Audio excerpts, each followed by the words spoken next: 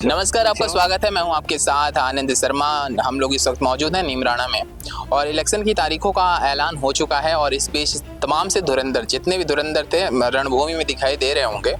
और उसी बीच में जब बात आती है सिस्टम को सुधारने की, तो हम आपको बताना चाहते हैं 2014 में 2 अक्टूबर के दिन महात्मा गांधी की जब जयंती मनाई जा रही थी, तो उस वक्त एक बीजेपी पार्टी ने एक योजना चलाई जिसका नाम था स्वच्छ भारत अभियान। स्वच्छ भारत मिशन को चालू हुए 11 साल 10 महीने 19 दिन आज हो चुके हैं और उसके बावजूद भी अगर हम पूरे सिस्टम को देखते हैं और पूरे चैन को देखते हैं तो कहीं ना कहीं सिस्टम फेल होता हुआ नज़र आ रहा है। और इस बीच जब कोई वादा करता है कि हाँ हम उस सिस्टम को सुधारने का काम करेंगे, तो बहुत ही कठिन विषय हो जाता है। चूँकि केंद्र में सरकार बीजेपी की है जबकि राज्य में सरकार बीजेपी की है। स्वच्छता का पूरा उन्होंने ठेका ले लिया था 11 साल पहले, 12वां साल चल रहा है। तो इस विषय में आपका क्या विजन रहेगा? देखो, बीजेपी की सरकार ने बड़े बड़े वादे करके, झूठे जुमले करके और सत्ता में आसीन हो गई और उन्होंने कहा कि हम गंगा को साफ करेंगे, यमुना को साफ करेंगे। आप हकीकत में वहाँ जाके देखो, क्या गंगा साफ हुई? क्या यमुना साफ हुई? क्या अन्य नदियाँ साफ हुई? नहीं। तो ये सिर्फ आज तक इन्होंने खोखली बात करके जनता को गुमराह किया है और उन्हीं गुमराह को लेकर जनता को उलझा के रखा है। लेकिन जहाँ तक अब हम जो कि नगर निकाय की इलेक्शन है, तो हम ये एक बड़ा मुद्दा लेके चलेंगे कि हमारे पिछले कुछ सालों से नीमराना की हालात, चारों तरफ इतना बड़ा इंडस्ट्रियल एरिया है, कोई यहाँ कोई स्थायी जो ये डंपिंग यार्ड होता है, जो प्रसाधन होता है, जो गंदगी का वो होता है, निस्तारण यहाँ होता है, इस तरह के कहीं कोई व्यवस्था नहीं है। चारों तरफ गंदगी का आलम है, पूरा प्रदूषण जो हमारा वायुमंडल है पूरा दूषित हो रहा है। तो उसका लेकर हम लोग बड़े मिशन के ऊपर काम करके और नीमराना को स्वस्थ बनाने पे काम करें। इसका कोई रोड मैप सोचा है माइंड में आपने? बिल्कुल। आज तक हमने देखा कि नगर पालिका में टीमें लगा रखी है सफाई करने के लिए, लेकिन वो एक खाना पूर्ति के रूप में किसी एक मोहल्ले में गए, 1 घंटा आधा घंटा काम किया और वो जो कचरा है वो वहीं छोड़ के आ गए। हमने इसके लिए पूरी प्लानिंग की है। जैसा कि अब आचार संहिता लग गई है, इस तरह की हम बातें नहीं करेंगे, लेकिन मैं ये कहूँगा कि हम निश्चित काउंटिंग संख्या के रूप में प्रत्येक वार्ड में 2, 4, 5 निश्चित बंदे लगाएंगे और वो लोग उनका काम उसी वार्ड को साफ करने का। क्षेत्र तो काफी बड़ा है, बिल्कुल हो जाएगा। नहीं, इसी तरह की अभी भी बहुत सारी ये लोग लगे हुए हैं, इसमें कर्मचारी लगे हुए हैं, तब भी ये काम नहीं हो रहा। तो हम तो उस संख्या को थोड़ा सा 10-20% बढ़ा के और उसमें निश्चित वार्डों में प्रत्येक निश्चित व्यक्ति लगा के और वार्डों की पूरी जिम्मेदारी उनको देंगे। बाय द वे, अगर कांग्रेस सत्ता में आती है और तमाम से नए नए चेहरे आपको देखने को मिलेंगे, तो उस बीच ये हमारे साथ ये मौजूद हैं जो कि हाल ही में प्रत्याशी के तौर पे आप इन्हें देख पाएंगे आने वाले भविष्य में। तो मैम, आपका बहुत बहुत स्वागत है मरुधर विशेष में। और चुनाव की रणभूमि को जब आप देखती हैं तो किन किन कठिनाइयों का सामना करना पड़ता है, मतलब आम जनता को, तो आप फैसले लेंगे और किस प्रकार से क्या काम करेंगे जिसके सहारे नैया पार लगे जनता की? कठिनाइयाँ तो आज देखें तो अपन फील्ड में अगर जाते हैं तो कठिनाइयाँ एक नहीं है, बहुत सारी कठिनाइयाँ सामने आ रही हैं। जगह जगह पे कूड़े कचरा पड़ा हुआ है। जो अपने फैक्ट्री एरिया है, यहाँ से जो लोग गुजरते हैं वहाँ झुंड बना के बैठ जाते हैं। आज अपने गांव में अगर अपन जाते हैं तो बच्चियाँ जाती हैं, उनका जाना भी सेफ नहीं है। बाहर की पॉपुलेशन इतनी अधिक हो गई है, गंदगी इतनी बढ़ रही है। अगर बीजेपी सरकार देखे तो अब कुछ भी काम नहीं हुआ है, गाँव में वार्डों में कोई भी काम नहीं हुआ है। अब जहाँ भी जाते हैं कचरे के ढेर लगे हुए हैं।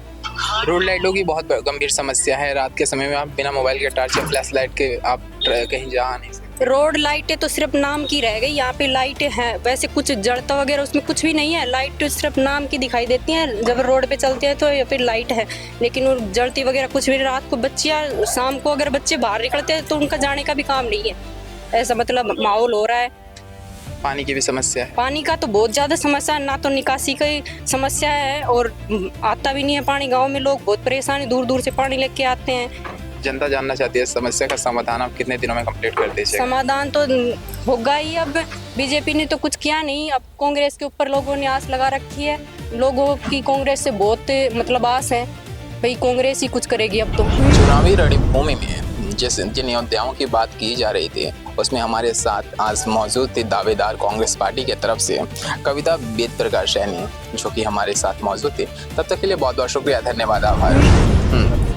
समस्याएं बहुत गंभीर हो जाती हैं जब वक्त के साथ वो सही नहीं हो पाती। हम आपको अगर पिछला रोड मैप दिखाएं तो सिस्टम ये करता है कि मान लीजिए अगर कोई विधेयक पारित हो गया तो वो पिछले 4 साल तक कोई काम करना ही नहीं चाहता, केवल आराम और विश्रामालय में पड़े हुए नजर आते हैं। मान लीजिए 4 साल उन्होंने आराम किया, लास्ट के 1 साल जब बचते हैं तो उन्हें उनकी निद्रा खुलती है, हाँ भाई चुनाव आने वाला है।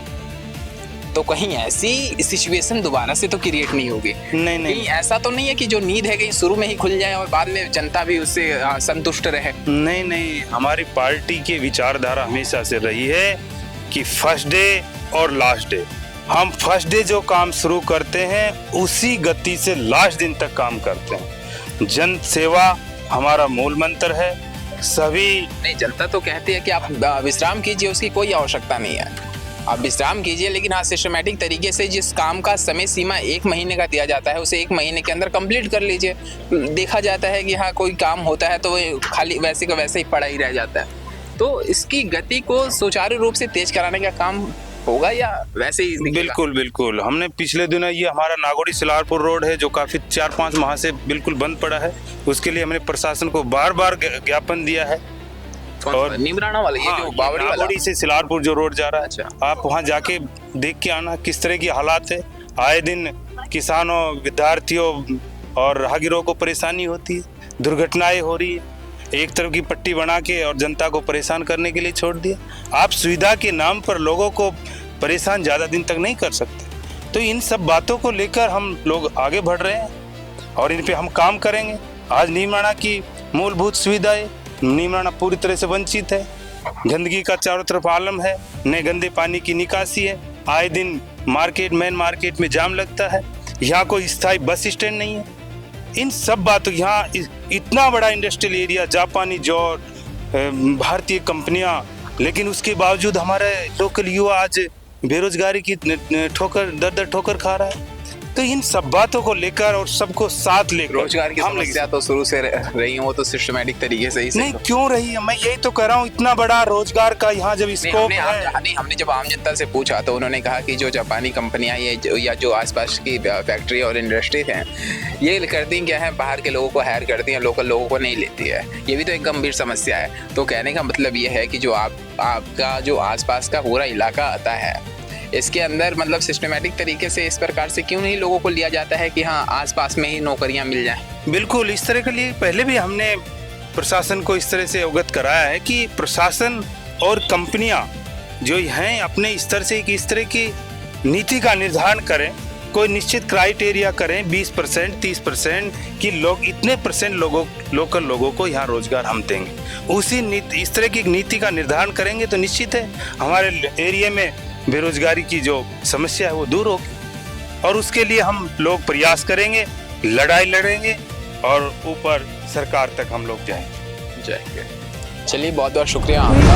हमारे साथ मौजूद थे नीमराणा कांग्रेस अध्यक्ष एडवोकेट वेद प्रकाश सैनी जी, जिन्होंने बेबाकी से अपने सवालों का जवाब दिया और जवाब के साथ साथ देखते हैं सॉल्यूशन भी मिलता है क्या जनता को, या जनता ऐसे ही परेशान नजर आएगी 5 साल के बाद भी। तो इलेक्शन तो हर बार होते हैं और कहा जाता है कि बरसाती मेढक की जो गति होती है ठीक उसी प्रकार से अब जो छवि होगी वो बदलेगी और इलेक्शंस के बाद भी आम लोगों के बीच में नेता दिखेंगे। बहुत बहुत शुक्रिया, धन्यवाद, आभार। आप देखते रहिए मरुधर विशेष। मैं था आपके साथ आनंद किशोर शर्मा।